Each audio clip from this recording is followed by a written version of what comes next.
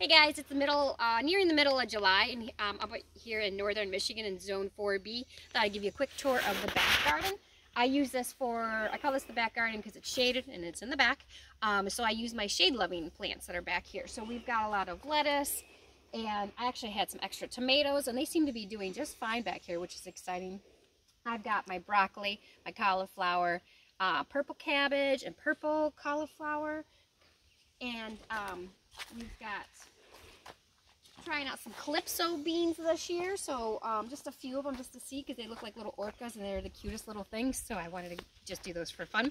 I use them for a 15 bean soup or something, who knows. So then back here we have one broccoli that decided to go to seed for some reason, so we've just been picking off little things. Not sure what happened with that particular fella, but that'll be okay. Then we've got the famous purple potted pole bean trellis, and it's doing really good. And in between all the beans, we've got peas in here, and I even planted some dill in the bottom that's just kind of tiny, but I'm hoping it'll catch up and it'll do good. So I'm really happy with this. Over here we have some more cabbage and broccoli and purple cauliflower and just some fun stuff. And we have some pie pumpkins in the back corner, and I planted late some corn for popcorn, so we'll see if that is able to catch up because they're little babies right now, so we'll see.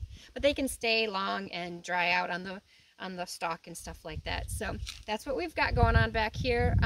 Let me know what you guys are doing in your gardens.